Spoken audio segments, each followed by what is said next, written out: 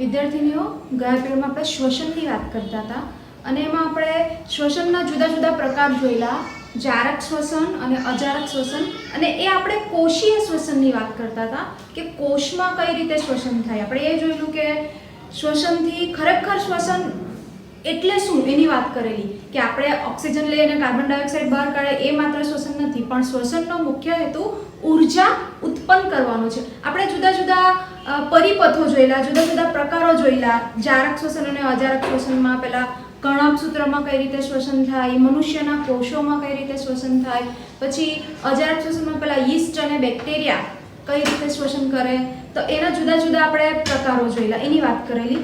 પછી આપણે જોતા હતા કે શ્વસન એટલે ઓક્સિજન લેવાની ક્રિયા, પણ એ ઓક્સિજન સજીવોના શરીરમાં કઈ રીતે આવે. એક કોષી સજીવો હોય, અમીબા, પેરામીશિયમ, એ તો પ્રસરણ દ્વારા લઈ લે છે, પણ બહુકોષી સજીવોમાં કઈ રીતે આવે એની આપણે વાત કરતા હતા. અને એમાં આપણે છેલ્લે આપણે જ્યારે છૂટા પડેલા ત્યારે આપણે માછલીનું ઉદાહરણ જોતા હતા. તમારા પાઠ્યપુસ્તકમાં પણ એ આપેલું છે કે માછલી જ્યારે શ્વસન કરે છે, માછલી પાણીમાં ઓગળેલો ઓક્સિજન લે છે. પાણીમાં ઓગળેલો ઓક્સિજન એની પણ વાત કરેલી કે પાણી એટલે H2O, આ સંયોજન છે, પાણી સંયોજન છે, પણ O એટલે આ O નથી લેતી, આ તો ઓલરેડી પાણી છે જ, અને આ જો લઈ લે તો પછી H2 રહી જાય, પાણી જેવું બચે જ નહીં. પાણીમાં દ્રાવ્ય ઓક્સિજન, અને પાણીમાં ઓક્સિજન માત્ર 4% દ્રાવ્ય હોય છે, અને માછલી અને બીજા જળચર પ્રાણીઓ આ 4% દ્રાવ્ય ઓક્સિજનનો ઉપયોગ કરે છે. અને એના માટે એ વારંવાર મોઢું ખોલે છે. એના મોઢામાંથી માછલીનું શ્વસન અંગ બધાને ખબર જ છે, ઝાલર અથવા ચૂઈ. તો એ પાણી એ ઝાલરમાંથી પસાર થાય છે અને એમાંથી ઝાલર ઓક્સિજન લે છે, કયો આ 4% દ્રાવ્ય, અને પછી બચેલું પાણી ઝાલર ઢાંકણ મારફતે બહાર જાય છે. એટલે તમારા પાઠ્યપુસ્તકમાં એવું લખેલું છે કે કઈ રીતે ગણવાનું છે કે 1 મિનિટમાં માછલી કેટલી વાર મોઢું ખોલે છે, અને જેટલી વાર મોઢું ખોલે છે ને એટલી વાર એની પાછળનું પેલું જે ઝાલર ઢાંકણ હોય છે તે પણ ખોલ બંધ થાય છે. કેમ? પાણીને જવા માટે. મોઢા દ્વારા પાણી લે છે અને ઝાલર દ્વારા બહાર કાઢે છે, કારણ કે એટલે એક બધી વાર કરે છે. અને એના સરખામણીમાં આપણે શ્વસન કરીએ છીએ, આપણે જે શ્વાસ લઈએ છીએ, બરાબર, એવું મેં વાંચેલું છે એક જગ્યાએ કે મનુષ્ય લગભગ 1 મિનિટમાં 12 થી 16 વખત શ્વાસોશ્વાસની ક્રિયા કરે છે. 12 થી 16 વખત, જ્યારે માછલી 1 મિનિટમાં તો કેટલી બધી વાર, લગભગ 50 થી 60 વાર મોઢું ખોલે છે, બંધ કરે છે. એટલે આપણી સરખામણીમાં માછલીએ વધારે આ ક્રિયા, શ્વાસોશ્વાસની ક્રિયા કરવી પડે. એનું કારણ જે છે કે પાણીમાં ઓક્સિજન 4% દ્રાવ્ય છે, જ્યારે આપણે હવામાં રહીએ છીએ. આપણે પાણીમાં નથી રહેતા, આપણે હવામાં રહીએ છીએ, ને હવામાં તમને ખબર જ છે ઓક્સિજનનું પ્રમાણ 21% છે.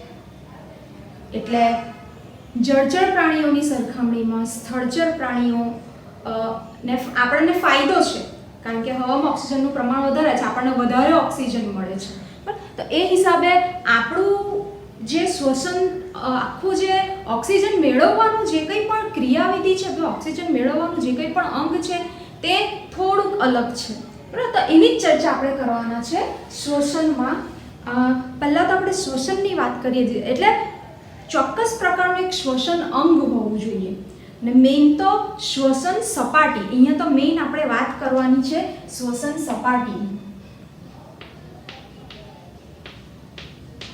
શ્વસન સપાટી એટલે આપણા શરીરના, આપણે જ્યારે પેલા કોષીય શ્વસનની વાત કરેલી ત્યારે કોષમાં ઓક્સિજન આવે છે, પણ આપણું શરીર તો અસંખ્ય કોષોનું બનેલું છે.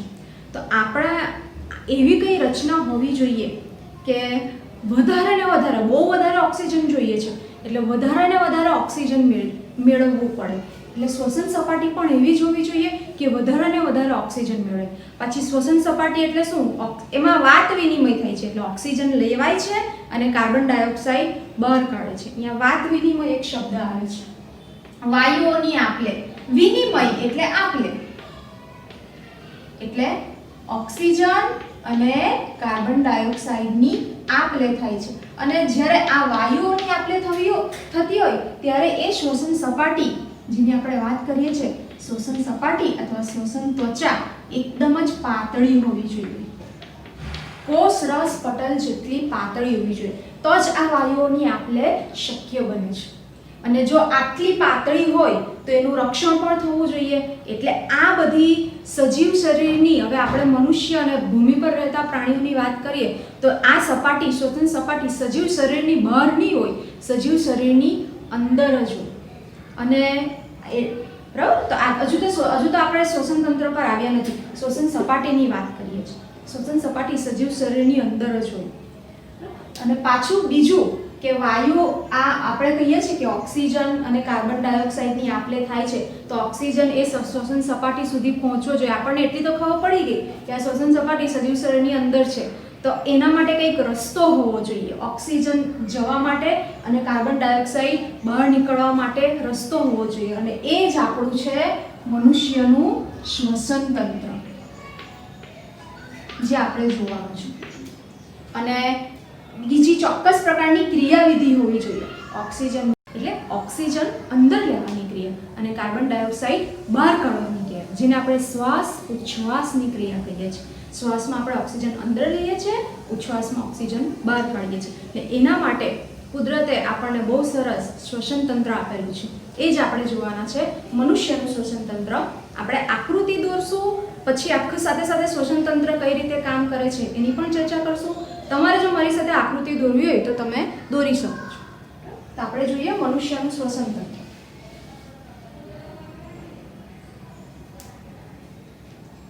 મનુષ્યનું શ્વસન તંત્ર દોરવા માટે હું જરાક અહીંયા, મારી આકૃતિ થોડી વ્યવસ્થિત લાગે એટલે હું જરાક અહીંયા આ રીતે એક વત્તાનું નિશાન કરી દઈશ.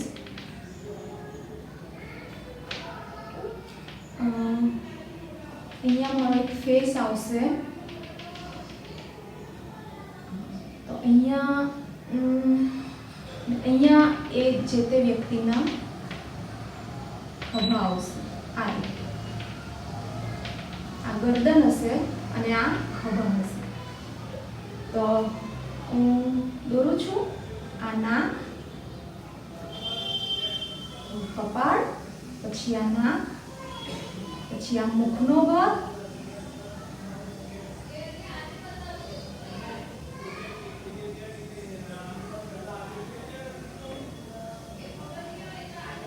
આ એની ગરદન.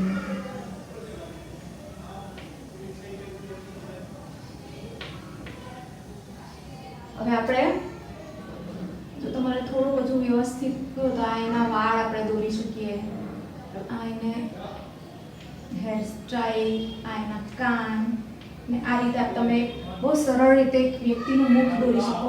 હવે આપણે એની મેઇન શ્વસન તંત્રની વાત કરીએ તો શ્વસન તંત્ર એટલે નાકથી શરૂ થાય છે.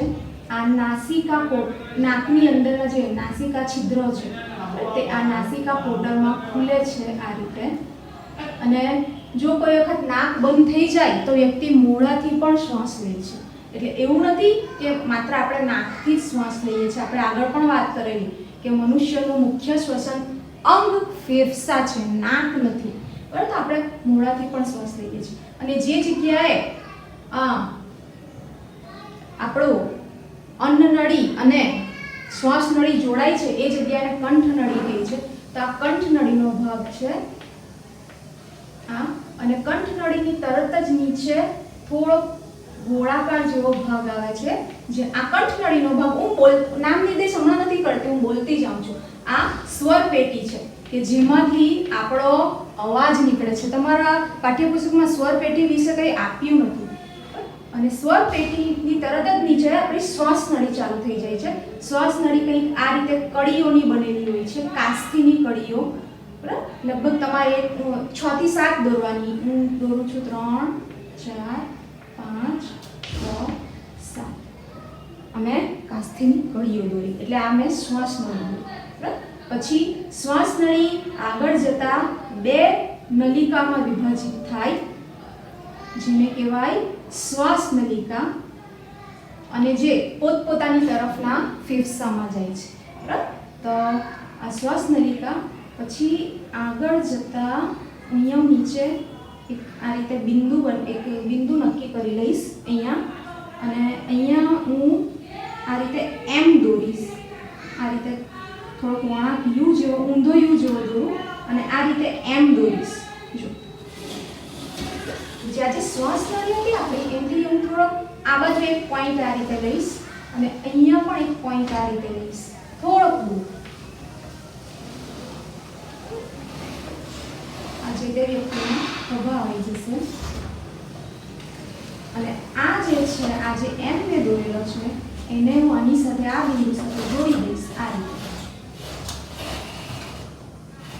એ જ રીતે બીજી બાજુ આ એમ ને આ બિંદુ સાથે જોડી દઈશ આ ઉપર, બરાબર. અને આને આ રીતે, અને તમે આ રીતે હું મારા ફેફસા પૂરા કરીશ. આ ફેફસા છે અને આ જે શ્વાસ નલિકા છે તે આગળ જતા અત્યંત સૂક્ષ્મ નાની નાની બીજી નલિકાઓમાં વિભાજિત થાય છે, પણ આપણે પછી લખશું એ આપણે પછી દોરીશું. પહેલાં છે ને અહીંયા હું આ થોડું ભૂસી નાખીશ. આ એટલા માટે ભૂસીશ કે અહીંયા છે ને હું હાડકું દોરીશ. આ જે ખભાનું હાડકું છે તે અહીંયા એક ફેફસું આપણે એનો બહારથી લુક બતાવશું અને એક ફેફસાનો અંદરથી લુક બતાવશું. આ ફેફસાનો આપણે અંદરથી લુક બતાવીએ છીએ એટલે આ હાડકા મેં કપાયેલા બતાવેલા છે. જ્યારે આ ફેફસાનો હું બહારથી લુક બતાવીશ એટલે આખું એને ફેફસામાં, આખું એને હાડકાના અસ્થિ પિંજરમાં બતાવીશ. એટલે આ હું આખું બતાવીશ આ રીતે. આખું હાડકું આ રીતે હોય છે આપણું ખભાનું હાડકું, બરાબર. હવે અહીંયા હું પહેલા જે આપણી જે અસ્થિ પિંજરની જે કપાયેલી અસ્થિઓ છે તે કંઈક આ રીતે દોરીશ. પહેલા આ જે થોડુંક બહારનું છે તે આપણે દોરી દઈશું, પછી આપણે અંદરનું દોરીશું.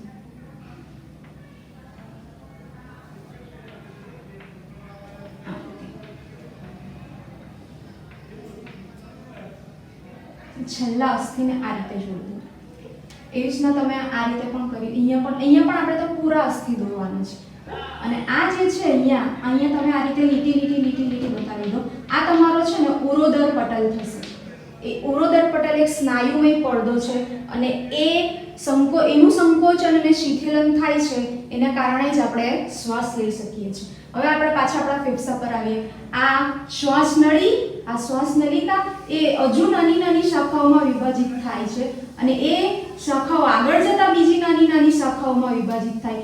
આ નાની નાની શાખાઓને શ્વાસ વાહિકા કહેવાય અને એ જ શ્વાસ વાહિકા આગળ જતા આ ફુગ્ગા જેવી રચનામાં પરિવર્તિત થઈ જાય, બરાબર. અત્યંત આ તમે મોટો દોર્યો છે પણ મોટા નાના ફુગ્ગા જેવી રચનામાં પરિવર્તિત થઈ જાય. તમારે આ રીતે બતાવવાનું. અને આ પ્રત્યેક ફુગ્ગાને કહેવાય વાયુકોષ્ઠ. અને વાયુકોષ્ઠની સપાટી એકદમ પાતળી હોય અને એ જ આપણી મુખ્ય શ્વસન સપાટી. જ્યારે આપણે આ પીરિયડની શરૂઆત કરેલી અને મેં શ્વસન સપાટીના લક્ષણો બતાવેલા તો એ આપણી આ વાયુકોષ્ઠની સપાટી છે, આ શ્વસન સપાટી. આ વાયુકોષ્ઠને હું જરાક અહીંયા મોટા બતાવું. જે વાયુકોષ્ઠ છે એને હું જરાક અહીંયા મોટા બતાવું તો આ શ્વાસ વાહિકા અને આ શ્વાસ વાહિકા સાથે આ વાયુકોષ્ઠ, આ રીતના વાયુકોષ્ઠ ફુગ્ગા જેવી રચના હશે. આ રીતે આ શ્વાસ વાહિકા અને આ વાયુકોષ્ઠ. અને આ વાયુકોષ્ઠની આજુબાજુ આ રીતે રુધિર કેશિકાઓનું ગુચ્છ આવેલું. તમારા પાઠ્યપુસ્તકમાં પણ આવી જ આકૃતિ આપેલી છે. મારી પાસે રંગીન ચોક છે એટલે હું જરાક રંગીન ચોકનો વ્યવસ્થિત ઉપયોગ કરીશ. આ રીતે રુધિર કેશિકાઓનું ગુચ્છ આવેલું છે આ વાયુકોષ્ઠ. એટલે શું થશે? ઓક્સિજન આવશે અને પ્રસરણ દ્વારા ઓક્સિજન અને કાર્બન ડાયોક્સાઇડ વાયુકોષ્ઠમાંથી રુધિરમાં જશે. ઓક્સિજન વાયુકોષ્ઠમાંથી રુધિરમાં જશે અને કાર્બન ડાયોક્સાઇડ રુધિરમાંથી વાયુકોષ્ઠમાં આવશે અને વાયુકોષ્ઠમાંથી પાછા શરીરની બહાર જશે, બરાબર. અને અહીંયા હવે આપણે આ જોઈએ તો અહીંયા આપણે તમે આ તો આપણી તમારી શ્વાસ નળી છે. અહીંયા તમે પાંસળી બતાવી શકો છો આખી આ રીતે. બહુ સરસ. તમે એકદમ સિમ્પલ રીતે તમે આકૃતિ દોરી શકો, એકદમ સરળ રીતે.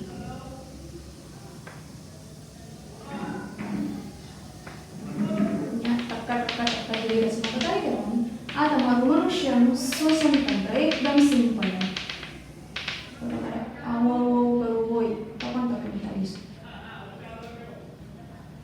હવે આપણે એનું નામ નિર્દેશ કરશું. શરૂઆત અહીંયા નાસિકા કોટરથી કરશું. નાસિકા કોટર, ચાલો આ નાસિકા કોટર, આ મુખ ગુહા જે આપણે પાચન તંત્રમાં પણ જોઈએ, મુખ ગુહા.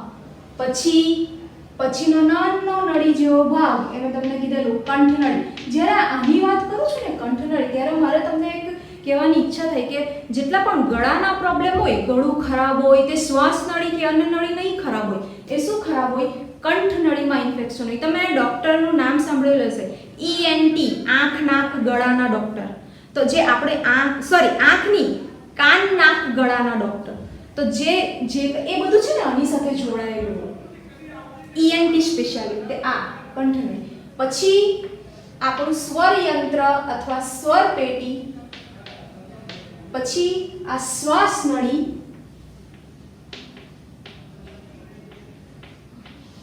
શ્વાસ નળીમાં આ બધી છે કાસ્થીની કળીઓ. તો તમે એ રીતે બતાવી શકો અને આ રીતે નામ નિર્દેશ કરીને આ રીતે એ કાસ્થીની બનેલી હોય એટલે કાસ્થીની રિંગ અથવા વલય. પછી આ જે છે તે શ્વાસ નલિકા. શ્વાસ નળીનું જે બે ભાગમાં વિભાજન થાય તે શ્વાસ નલિકા. આને તમે બતાવી દો ફેફસું. આ એક ફેફસું જે બહારથી દેખાય. આ પાંસળીઓ તમે બતાવી શકો. પણ આપણે શ્વસન તંત્ર જોવાનું છે, આપણે શ્વસન તંત્રની વાત કરીએ છીએ, તો તમે આ પાંસળીઓ એવું બધું નહીં બતાવો, પણ મેઇન તમારે બતાવવાનું શ્વસન તંત્ર. એટલે આ બધા અવયવો બતાવવાના. ખાસ કરીને આ શ્વાસ નલિકા. શ્વાસ નલિકા તો બતાવી. શ્વાસ નલિકાનું જેમાં વિભાજન થાય તે આ શ્વાસ વાહિકા. ને સાઈડ પર તમે અહીંયા બતાવેલું છે, તો અહીંયા પણ આ રીતે બતાવી શકો તમે વાયુકોષ. અને છેલ્લે વાયુકોષ્ઠ. આપણી જે મેઇન શ્વસન સપાટી છે તે આ વાયુકોષ્ઠો છે બધા. તમે આ રીતે બતાવી શકો. એક વસ્તુ બાકી રહી ગઈ છેલ્લી, પુરોદર પટલ. તો આ રીતે તમે સરળતાથી તમે આકૃતિ દોરી શકો. શરૂઆત આપણે ક્યાંથી કરેલી? નાસિકા કોટર. નાસિકા કોટરમાં એટલે નાકમાં બીજા નાના નાના વાળ જેવા છિદ્રો આવેલા હોય. નાસિકા કોટરની વાત કરીએ તો નાસિકા કોટરમાં નાના રોમ આવેલા હોય કે વાળ જેવા રોમ આવેલા હોય કે જે આપણે શ્વાસમાં હવા લઈએ છીએ તો સાથે સાથે ધૂળ, બીજા રજકણો અને બીજું નાસિકા કોટરમાં શ્લેષ્મ પણ આવેલું હોય, ચીકણો પદાર્થ આવેલો હોય. તો માત્ર શુદ્ધ હવા જ આપણી અંદર જઈ શકે તો એનું કામ આ નાસિકા કોટર કરે છે. નાસિકા કોટરમાંથી હવા કંઠનળીમાં આવે છે. કંઠનળીમાં પણ કાસ્થીની કળીઓ આવેલી હોય છે. કાસ્થીના વલયો આવેલા હોય છે. એ શું કાળજી રાખે છે? તો એ કાળજી રાખે છે કે આપણો શ્વાસ રૂંધાય નહીં.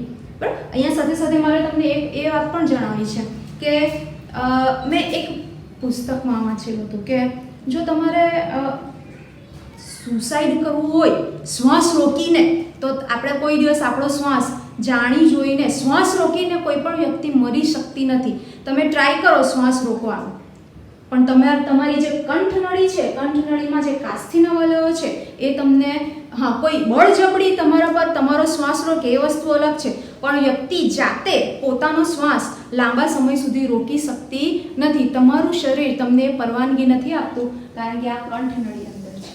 કંઠનળી પછી સ્વરયંત્ર આવેલું હોય છે. એટલે આપણે જે બોલીએ છીએ આપણે સ્વરયંત્રમાં તંતુ આવેલા હોય છે અને એ દરેક વ્યક્તિઓમાં એ તંતુઓની જાડાઈ જુદી જુદી હોય છે. એના કારણે જ દરેક વ્યક્તિઓનો અવાજ જુદો જુદો હોય છે. પણ આ સ્વરયંત્રની વાત તમારા પાઠ્યપુસ્તકમાં નથી કરી. પછી આવે છે મેઇન શ્વાસનળી. શ્વાસનળી, તો શ્વાસનળીમાં પણ કાસ્થીની રીંગો આવેલી હોય કે જે આપણો શ્વાસ આપણા શ્વાસનળીના અંદર છે ને કોઈ ઘન વસ્તુ નહીં આવી જાય, ઘન પદાર્થ નહીં આવી જાય, એનું ધ્યાન. અને બાયચાન્સ જો આપણે ખાતા બોલતા ખાતા હોઈએ ને તો કોઈ વખત ખોરાક અંદર ચાલ્યો જાય છે ને શ્વાસનળીમાં, તો આપણને ઉધરસ આવે છે. કેમ? શ્વાસનળી અંદર લેતી નથી, શ્વાસ નળી અંદર માત્ર હવા જ લે છે. આ એમાં જે કાસ્થીની રિંગ આવેલી હોય છે એના કારણે વલય વીંટી જેવી રચના આવેલી હોય છે. શ્વાસ નળી આગળ જતા બે ભાગમાં વિભાજિત થાય છે. પ્રત્યેક ભાગને શ્વાસ નલિકા કહેવાય છે અને દરેક શ્વાસ નલિકા પોતાની અંદરના ફેફસામાં જાય છે. ફેફસા એ શું છે? ફેફસા પણ એ સ્નાયુઓનો બનેલો છે, પણ એટલી સરસ રચના છે ફેફસાની. આપણે જોઈએ તો શ્વાસ નલિકા એક આ બહારથી આવો લુક દેખાય, અંદરથી ફેફસું કંઈક આવું છે. ફેફસા આપણે વાત કરીએ ને, આપણે તો પેલી શ્વસન સપાટીની વાત કરીએ છીએ, તો એના માટે એનું રક્ષણ થવું પણ જરૂરી છે. તો આપણે અસ્થિપિંજર, આપણે જે હડપિંજરનું જે ઉપરનું જે છાતીનું જે આપણું જે છાતીનું જે બનાવે છે અસ્થિપિંજર, તો આપણા ફેફસા અસ્થિપિંજરમાં રક્ષાયેલા છે. એટલે આપણું શ્વસન તંત્ર એમાં રક્ષાયેલું છે. બરાબર? તો આટલું તમને થોડુંક કાપીને, આ અસ્થિપિંજર કાપીને બતાવેલું છે ફેફસું, કે આ જે શ્વાસ નલિકા છે તે ફેફસામાં એકદમ નાની સૂક્ષ્મ નલિકાઓમાં વિભાજિત થઈ જાય અને એ નાની સૂક્ષ્મ નલિકાઓને કહેવાય શ્વાસ વાહિકાઓ. શ્વાસ વાહિકાઓ પણ આગળ જતા એને જ્યાં જગ્યા મળે ત્યાં પ્રસરે છે અને આગળ જતા છેલ્લે આવી નાની ફુગ્ગા જેવી રચનામાં ફેરવાઈ જાય અને એ ફુગ્ગા જેવી રચનાને કહેવાય છે વાયુ કોષ્ઠ. અને એ વાયુ કોષ્ઠ જ આપણી મેઇન શ્વસન સપાટી છે. મેઇન એકદમ પાતળી, જે આપણે આ પીરિયડમાં શરૂઆતમાં ચર્ચા કરેલી કે શ્વસન સપાટી કે જે એકદમ પાતળી નાજુક હોવી જોઈએ, એનું એકદમ પાતળી એટલે કે કોષરસ પટલ જેટલી પાતળી હોવી જોઈએ, તો જ વાયુઓની આપ-લે થશે. બરાબર? તો આ જે વાયુ કોષ્ઠ છે એની અંદર આવા અસંખ્ય વાયુ કોષ્ઠ આવેલા હોય છે અને આ વાયુ કોષ્ઠની આજુબાજુ રુધિર કેશિકાઓનું ગુચ્છું હોય છે. એટલે રુધિર કેશિકાઓની દિવાલ પણ એકદમ પાતળી હોય છે. એટલે પ્રસરણ દ્વારા જે આમાંથી અહીંયા જે આપણે શ્વાસમાં જે ઓક્સિજન વાયુ લઈએ છીએ એ વાયુ કોષ્ઠમાં આવશે. એટલે વાયુ કોષ્ઠમાંથી રુધિર કેશિકાઓમાં આવશે અને રુધિર કેશિકાઓમાં પહેલો શું હશે? કાર્બન ડાયોક્સાઇડ, તે વાયુ કોષ્ઠમાં ઠલવાશે. પાછી આપણે જે શ્વાસ લેવાની ક્રિયા છે ને, મેં આ જ પીરિયડમાં આગળ પણ કીધું છે કે આપણે છે ને લગભગ 1 મિનિટમાં લગભગ 12 થી 16 વાર આપણે શ્વાસ અને ઉચ્છ્વાસની ક્રિયા કરીએ છીએ. એટલે સાથે સાથે આપણે જ્યારે શ્વસન તંત્રની ચર્ચા કરીએ ત્યારે શ્વાસોચ્છ્વાસની ક્રિયા પણ જે બહુ યોગ્ય રીતે થાય છે. એટલે આપણું શરીર આ જે વાયુ કોષ્ઠને એટલો સમય આપે છે કે ઓક્સિજન લેવાનો અને કાર્બન ડાયોક્સાઇડ બહાર કાઢવાનો. આ વાયુ કોષ્ઠ અને રુધિર કેશિકાઓ વચ્ચે ફટફટ નહીં થઈ જતું, એટલો સમય આપે છે. એટલે આપણે એટલા માટે તો આપણા જે ઋષિ મુનિઓને બધું પ્રાણાયામ ને બધું કેમ કે આસન ઊંડા શ્વાસ લેવાનું કેમ કહે? કારણ કે જેટલો આપણે વધારે ઊંડો શ્વાસ લેશું પછી રોકવાનું કહે છે, પછી ધીરે ધીરે શ્વાસ છોડવાનું કહે છે. શા માટે કહે છે? તો વાયુ કોષ્ઠ રુધિર કેશિકાઓને એટલો સમય મળી રહે એટલા માટે એવું કરવામાં આવે છે. બરાબર? ચલો, તો હા, આપણે શ્વાસ લેવાની ક્રિયાની વાત કરતા તો આ જ ક્રિયા છે કે આપણે ફેફસાને એટલો સમય આપીએ છીએ, વાયુ કોષ્ઠોને એટલો સમય આપીએ છીએ કે ઓક્સિજન લઈ શકે અને કાર્બન ડાયોક્સાઇડ બહાર કાઢી શકે. અને શ્વાસ લેવાની ક્રિયા ક્યારે થાય છે? આ જે ઉરોદર પટલ હોય છે સ્નાયુનો બનેલો, તે ચપટો થાય છે. ઉરોદર પટલ ચપટો થાય એટલે આપણું જે છાતીનું પોલાણ હોય તે મોટું થાય. એટલે ફેફસાને વિસ્તાર માટેની જગ્યા મળી રહી, ફેફસા વિસ્તાર થાય એટલે આપણે શ્વાસ અંદર લઈએ છીએ અને પાછો ઉરોદર પટલ જાડો થાય, પહેલા ચપટો થાય, પછી ઉરોદર પટલ પાછો જાડો થાય, વિસ્તરણ પામે એટલે પાછા. પણ આ ક્રિયા બહુ ધીમે થાય છે. મેં આગળ પણ વાત કરી, 1 મિનિટમાં આપણે 12 થી 16 વાર, 12 થી 15 કે 16 વાર આપણે શ્વાસોચ્છ્વાસની ક્રિયા કરીએ છીએ. પણ જ્યારે આપણે દોડીએ છીએ, કોઈ ઝડપથી કામ કરીએ છીએ, દોડીએ છીએ, કૂદીએ છીએ, ત્યારે વધારે ઓક્સિજનની જરૂર પડે આપણા શરીરને, ત્યારે શ્વાસોચ્છ્વાસનો દર વધી જાય છે. તો આ થયું આપણું મનુષ્યનું શ્વસન તંત્ર. બીજી પણ એક બહુ ખાસ વાત જે મનુષ્યના શ્વસન તંત્રને લગતી છે એની પણ તમારા પાઠ્યપુસ્તકમાં ચર્ચા થઈ છે. બરાબર? આપણે ઓક્સિજન તો લઈ લીધું અંદર, આ રુધિર કેશિકાઓમાં ઓક્સિજન તો આવી ગયું, પણ ઓક્સિજન શરીરના દરેકે દરેક કોષો સુધી પણ ઝડપથી પહોંચાડવો બહુ જરૂરી છે. તો એના માટે ઓક્સિજન માત્ર પ્રસરણ દ્વારા નથી હોતો, કારણ કે પ્રસરણ દ્વારા થાય ને તો બહુ વાર લાગી જાય. તમારા પાઠ્યપુસ્તકમાં જે આ શ્વસન તંત્રની આકૃતિ છે ને એના પછીના પાના પર છે ને 2 બોક્સ આપેલા છે ને એમાં લખેલું છે કે જો પ્રસરણ દ્વારા જો ઓક્સિજન થતો તો 3 કલાક લાગી જાય. શ્વાસ ઓક્સિજન આપણા શરીરમાં આવે અને પ્રસરણ દ્વારા જો દરેકે તો કોષો તો કાના કાં મરી જાય, પણ આપણા શરીરમાં એવું થતું નથી. કેમ?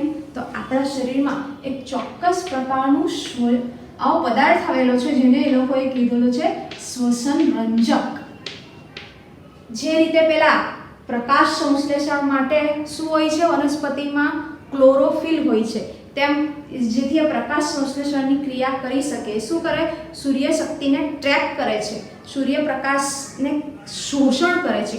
તે જ રીતે શ્વસન રંજક એ શું કરે છે? આપણે જે વાયુ કોષ્ઠે જે ઓક્સિજન લીધેલું હોય છે તે ઓક્સિજનનું શોષણ કરે છે. અને શ્વસન રંજક મનુષ્યમાં શ્વસન રંજક તરીકે હિમોગ્લોબિન આવેલું હોય છે. અને હિમોગ્લોબિન ક્યાં આવેલું હોય છે?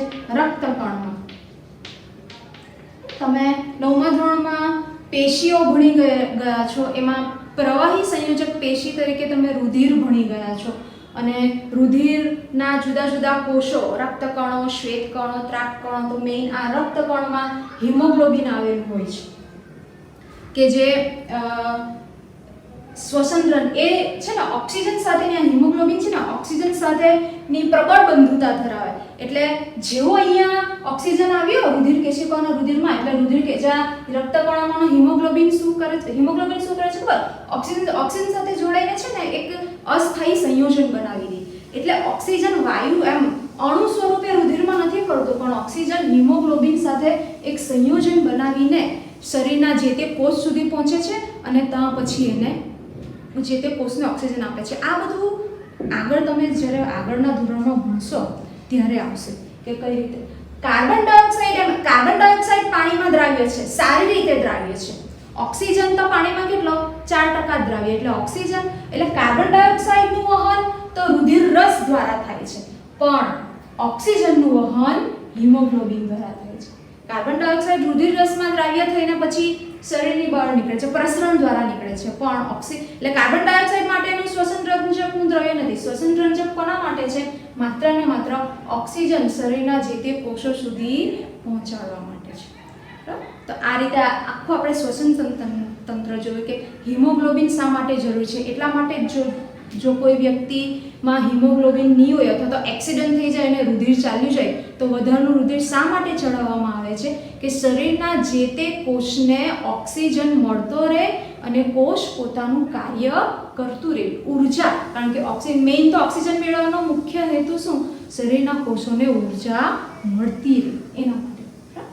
ચાલો પછી આપણે જોઈએ છેલ્લી એક વાત મારી ચર્ચા કરવાની રહી ગઈ, અને એ છે આ શ્વસન સપાટીની જ વાયુ કોષ્ઠોની જ, કે જે તમારા પાઠ્યપુસ્તકમાં આપેલી છે કે આપણા શરીરમાં જે પુખ્ત મનુષ્યમાં જે વાયુ કોષ્ઠો આવેલા હોય છે, અને જો એ વાયુ કોષ્ઠોને બધાને ખોલીને એમ પાથરવામાં આવે ને સપાટી પર, એવું કહે છે બધા વાયુ કોષ્ઠોને ખોલીને સપાટી પર પાથરવામાં આવે ને તો એ આટલી જગ્યા રોકે છે 80 મીટર સ્ક્વેર.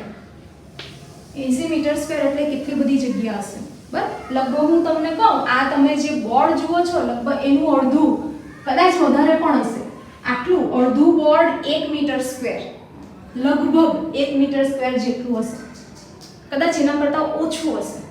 તો આ તો કેટલું પાથરવામાં આવે તો કેટલા થાય છે? 80 મીટર સ્ક્વેર. એટલે તમે વિચાર કરો કે કેટલું બધું આપણા વાયુ કોષ્ઠોની દિવાલ કેટલી પાતળી હશે અને શ્વસન સપાટી કેટલી બધી વધારે આપણા ફેફસા લઈને બેઠેલા છે. સાથે સાથે તમારા પાઠ્યપુસ્તકમાં આ પણ આપેલું છે ધૂમ્રપાન અને તમાકુ. આ બંને વસ્તુ આપણા ફેફસા માટે હાનિકારક છે. ધૂમ્રપાન કરવામાં અથવા તમાકુનું સેવન કરવામાં આવે તો ફેફસાના કેન્સર, શ્વાસ નળીના કેન્સર એવા બધા રોગો થઈ શકે છે. તો એવું નહીં કરવું જોઈએ. અને ખાસ કરીને શરદી, ખાંસી, ન્યુમોનિયા એ બધી તકલીફ પણ આ ધૂમ્રપાન વાળાને ખાસ થાય છે. અને તમે કદાચ પેલી એડ જોઈ હશે કે વધારે ધૂમ્રપાન થાય ને તો રીતસરના એ લોકો ફેફસા બતાવે છે, એમ એક સ્પોન્જનું ઉદાહરણ આપે છે અને સ્પોન્જને દબાવીને આખો એમ રીતસરનો કાળા પદાર્થ જેવો રગડો પેટ્રોલિયમ જેવો રગડો બહાર નીકળે છે, ડામર જેવો, ટાર. એમ એ લોકો કહે છે કે જો આપણા ફેફસાને જો ધૂમ્રપાન કરતી વ્યક્તિને વાળા ફેફસાને નીચવવામાં આવે ને તો આવો ટાર મળે ને જેનાથી કેન્સર થાય છે. તો આવું એની પણ ચર્ચા કરી છે તમારા પાઠ્યપુસ્તકમાં. તો શ્વસન તંત્ર માટે બસ આટલું જ. અને છેલ્લે જ્યારે તમારું શ્વસન તંત્ર પતે છે ને તો તમારા શું કહેવાય પ્રશ્ન આપેલા છે તો એની ચર્ચા કરી લઈએ, જે તમે તમારી નોટબુકમાં લખજો. જે ભૂરા પ્રશ્ન આપેલા છે એમાં પહેલો પ્રશ્ન એ છે કે શ્વસન માટે ઓક્સિજન પ્રાપ્ત કરવાની ક્રિયામાં જળચર પ્રાણીની તુલનામાં સ્થળચર પ્રાણીને શું લાભ હોય છે? તો આ જ્યારે સેશનની શરૂઆત કરી ત્યારે જ મેં કીધેલું કે પાણીમાં ઓક્સિજન 4% દ્રાવ્ય છે, એટલે જળચર પ્રાણીને માત્ર એ 4%માંથી એને કામ ચલાવવાનું છે, જ્યારે હવામાં ઓક્સિજન કેટલો છે? 21% છે. એટલે જળચર પ્રાણીની સરખામણીમાં સ્થળચર પ્રાણીને વધારેમાં વધારે ઓક્સિજન મળે છે. બીજો પ્રશ્ન એ છે કે ભિન્ન ભિન્ન પ્રાણીઓમાં ગ્લુકોઝના ઓક્સિડેશન વડે ઉર્જા પ્રાપ્ત કરવાના વિવિધ પરિપથો કયા છે? તો અહીંયા તમારે પહેલું લખવું પડે. આપણે ગયા સેશનમાં વાત કરેલી હતી કે બેક્ટેરિયામાં કઈ રીતે થાય છે, અજારક શ્વસન, ફૂગ અને બેક્ટેરિયામાં, બરાબર, ઇથેનોલ બને છે, એ પછી સ્નાયુ કોષોમાં લેક્ટિક એસિડ બને છે અને ઉર્જા ઉત્પન્ન થાય છે, અને કણાભ સૂત્રમાં કાર્બન ડાયોક્સાઇડ બને છે, સૌથી વધારે ઉર્જા ત્યાં ઉત્પન્ન થાય, એની વાત કરે તો એ તમારે આમાં લખવાનું. ત્રીજો પ્રશ્ન છે મનુષ્યોમાં ઓક્સિજન અને કાર્બન ડાયોક્સાઇડનું પરિવહન કઈ રીતે થાય છે? તો ઓક્સિજનનું પરિવહન આપણે વાત કરી કઈ છેલ્લે વાત કરેલી હિમોગ્લોબિન શ્વસન રંજક દ્વારા થાય છે, જ્યારે કાર્બન ડાયોક્સાઇડ રુધિર રસમાં દ્રાવ્ય થાય છે, તો એ રીતે પરિવહન થાય છે. અને વાત વિનિમય માટે માનવ ફેફસાનામાં મહત્તમ ક્ષેત્રફળ પ્રાપ્ત થાય એ માટે કઈ રચનાઓ છે? તો એ હવે હું નહીં કહીશ, કારણ કે આપણે બહુ બધી ચર્ચા કરી ગયા, એ તમારે જાતે શોધવાનું. તો આટલો તમારે જાતે કરવાનું. આવતા પેઢમાં આપણે આગળ જોઈશું. આવજો.